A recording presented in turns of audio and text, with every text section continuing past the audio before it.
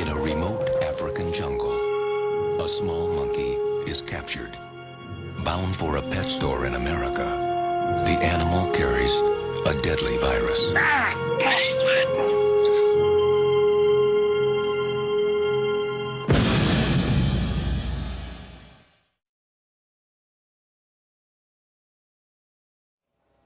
네, 영화 아웃브레이크의 한 장면 잠시 보셨습니다. 아프리카에서 갑자기 떼죽음을 당하는 군인들, 이 원인을 조사하기 위해서 원숭이를 데려오지만 오히려 원숭이로 인해 이 바이러스는 더 확산됩니다. 원인은 바로 이 에볼라 바이러스였는데요. 영화가 현실이 됐습니다. 자, 그렇다면 전 세계를 공포에 몰아넣고 있는 에볼라 바이러스에 대해 좀 더 자세히 살펴봐야겠습니다. 네, 마치 털실같이 생긴 이게 치사율이 70%에 달한다는 에볼라 바이러스입니다. 보통 일주일 동안의 잠복기를 거쳐서 함께 보시면 고열과 두통, 또 근육통, 또 복통과 구토, 설사 같은 일반적인 감기 증상으로 시작을 하는데요. 점점 심해지면 혼수 상태가 빠지고 호흡기나 장기에서 출혈이 일어나면서 발병 3에서 11일 안에 사망하는 공포의 바이러스입니다. 네, 주로 서아프리카에서 창궐하고 있습니다. 세계보건기구의 자료를 보면요. 자, 기니에서 339명, 또 라이베리아에서 156명, 시에라리온에서 233명, 지금까지 모두 700여 명이 숨졌습니다. 이들 국가가 아프리카 안에서도 가장 가난한 나라인데다가 종교적인 신념 때문에 의료 지원도 하기 힘들어서 국경을 폐쇄하는 방법 외에는 뚜렷한 지원책도 없었습니다. 자, 이렇게 워낙 공포가 크다 보니까 에볼라 바이러스에 대해서 잘못된 정보들도 마구 퍼지고 있는 상황인데요. 먼저 에볼라 바이러스에 대한 오해와 진실부터 풀어보겠습니다. 김선희 기자가 정리했습니다.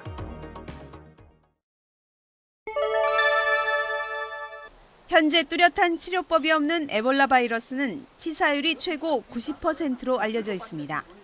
하지만 기니, 라이베리아 등 에볼라 바이러스가 창궐한 서아프리카 3국은 바이러스에 감염됐다 살아난 환자도 있다며 치사율이 70%라고 말합니다.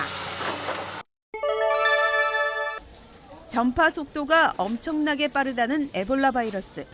그러나 호흡기가 아니라 체액을 통해서 전파되기 때문에 혈액이나 땀, 배설물, 침과 같은 체액과 접촉하지 않으면 일상생활에서 감염될 가능성은 크지 않습니다. 감염 초기 증상은 열과 두통, 근육통, 목감기 등으로 말라리아, 장티푸스 등과 비슷합니다. 때문에 환자들은 감염 여부를 즉각 알아차리기 어려워 초기 대응을 재빨리 하는 것이 중요합니다. The Ebola virus can get into most organs and into most cells in the body. The liver, it can get into other organs, and therefore it's a multi-system viral infection, multi-organ infection. And in some instances, it causes hemorrhage and then death. 감염자가 발생하면 즉각 병원에서 격리 치료해야 합니다. 아프리카 일부 감염자들은 의료진이 바이러스를 전파했다며 환자를 집으로 데려가 치료를 더욱 어렵게 만들고 있습니다. 서아프리카 3국에서는 올해 들어서만 1,300여 명이 감염되고 700명 이상이 목숨을 잃었습니다. 1976년 첫 발병한 이래 최대 규모로 전 세계가 에볼라 공포에 떨고 있습니다. YTN 김선희입니다. 치사율은 높은데 마땅한 치료약과 예방 백신이 없는 에볼라 바이러스.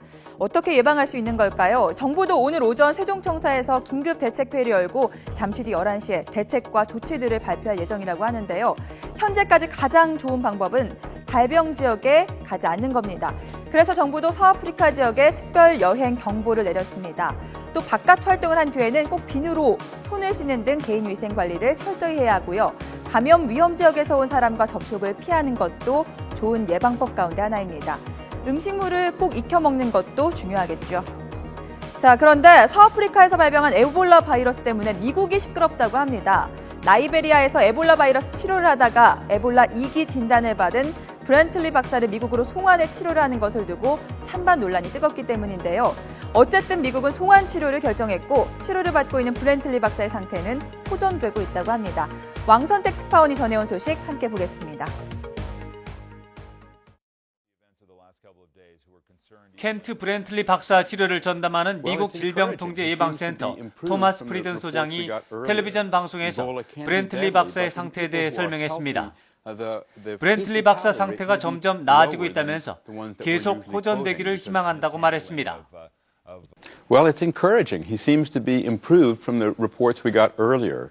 Ebola can be deadly, but in people who are healthy, the case fatality rate may be lower. 프리든 소장은 또 에볼라 바이러스가 치명적이기는 하지만 대비를 잘하면 전염이 확산되는 것을 막을 수 있다고 강조했습니다. It's old-fashioned, plain and simple public health. Find the patients, make sure they get treated, find their contacts, track them, educate people, do infection control in hospitals. 브렌틀리 박사 송환에 대해 부정적 반응이 나오는 것에 대해 프리든 소장은 미국 병원의 전염병 통제 시스템이 아프리카에 비해 훨씬 낮기 때문에 에볼라가 널리 퍼질 가능성은 적다고 설명했습니다.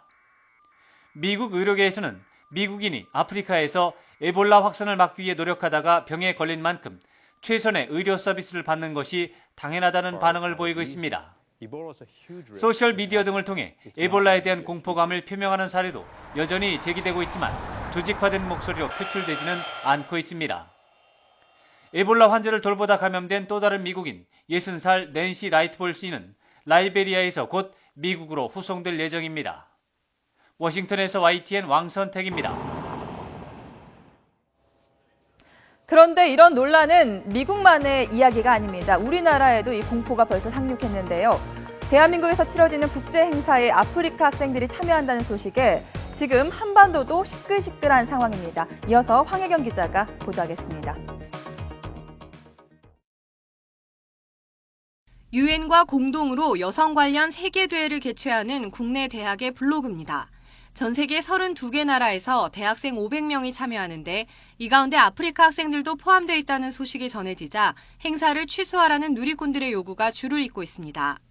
학교 측은 일단 에볼라 환자가 발생한 나이지리아 학생 3명의 초청을 철회했지만 유엔과 함께하는 국제 행사인 만큼 환자가 발생하지 않은 나라의 학생들까지 오지 못하게 할 수는 없다는 입장입니다. 결국 나머지 아프리카 국가 9개 나라 대학생 20여 명이 입국했고 행사는 예정대로 진행될 방침이지만 에볼라 바이러스에 대한 공포가 확산되면서 논란은 더욱 커질 전망입니다. 이런 가운데 정부는 외교부와 보건복지부 등 관계부처를 모아 에볼라 관련 긴급 대책회의를 열기로 했습니다. 앞서 에볼라 바이러스로 인한 사망자가 발생한 3개 나라, 기니와 라이베리아, 시에라리온에 대해 특별 여행 경보를 발령한 정부는 해외 여행객 안전과 공항 검역, 현지 교민 건강 등 에볼라와 관련된 전반적인 대책을 논의할 계획입니다.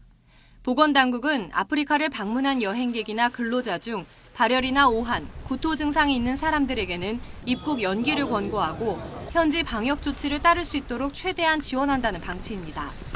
또 에볼라 바이러스의 국내 유입 가능성은 높지 않지만 감염국에 거주하거나 불가피하게 감염국을 방문하는 사람은 손 씻기 등 개인 위생을 철저히 해야 한다고 강조했습니다.